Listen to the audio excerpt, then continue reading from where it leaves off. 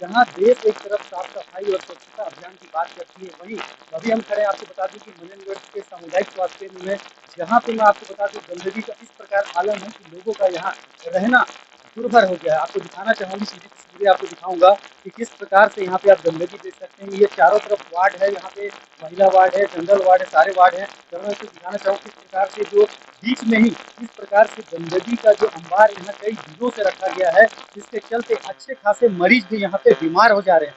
सोचने वाली बात है कि मनीमगढ़ शहर के बीचों बीच ये अस्पताल है और ये जो गंदगी का आलम है सारी जगह पे है। इससे पहले कई बार समाचार पत्रें भी चलाई जा रही हैं, लेकिन यहाँ के जो आला अधिकारी हैं उनके जरा भी इस पे कोई ध्यान नहीं है, उनको कोई फर्क नहीं पड़ता। तभी तो यहाँ पे इस प्रकार से ये गंदगी देखी जा रही है। सोचने वाली बात यह है कि यहाँ के जो अधिकारी हैं, जिनको जिम्मेदारी गई है निगरानी की, देखरेख की, वो आखिर क्या करते हैं। अगर वो इसमें जरा सा भी ध्यान देते तो यहाँ पे इस प्रकार की गंदगी नहीं होती। ऐसा ही आलम मनेंद्रगढ़ स्वास्थ्य केंद्र के चारों तरफ देखने को मिल रहा है। तो अब इस पर ये साफ सफाई ऐसे ही गंदगी रहेगी, जिससे अभी आप समझ सकते हैं कि बरसात का सीजन चल रहा है, जहाँ पे लोग साफ सफाई और बाकी चीज़ें भी हो रहे हैं। वहीं जिस अस्पताल में लोग अपनी इलाज कराने जाते हैं, अगर वहाँ का आलम ऐसा होगा तो आप ये भी सोच लीजिए कि बाकी जगह पे उसका क्या असर पड़ेगा। अब इस समाचार के बाद या तो ये सफाइयाँ यहाँ से होगी या फिर ऐसा ही रहेगा, आगे देखने वाली बात होगी। अभी के लिए बस इतना ही, देखते रहिए सीधी समाचार।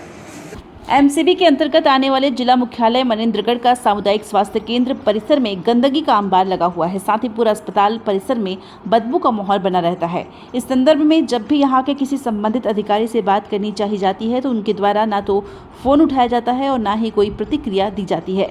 सबसे बड़ी बात यह है कि मरीज भी इस डर से कुछ नहीं बोलते कि उनका इलाज आखिर इसी अस्पताल में होना है। अगर कुछ बोलेंगे तो शायद उनके इलाज में भी दिक्कत हो सकती है। जिला मुख्यालय के जिला सीएमएचओ के ऊपर भी कई आरोप भी लगते रहते हैं। सबसे बड़ी बात यह है कि अब पूरा छत्तीसगढ़ प्रदेश के स्वास्थ्य मंत्री श्याम बिहारी जायसवाल के गृह जिले से आता है। यहाँ के अधिकारियों को शायद स्वास्थ्य मंत्री के डर भय का कोई भी चिंता नहीं है। इसी कारण से किस प्रकार की गंदगी और मनमानी तरीके से कई कार्यों को किया जा रहा है।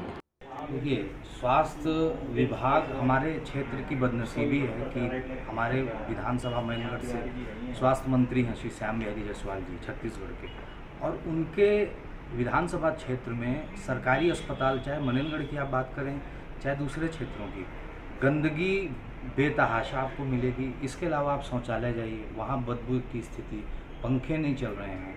हम खुद अस्पताल में जाके देख के आए हैं कि दवाई की दुकान के बाहर कैसे बुजुर्ग महिलाएं, गरीब महिलाएं, वो महिलाएं जो बच्चों को गोद में लेके खड़ी हैं, उनके बैठने की व्यवस्था नहीं है। तो स्वास्थ्य विभाग में एक गंदगी अकेला मुद्दा नहीं है, ऐसे तमाम मुद्दे हैं।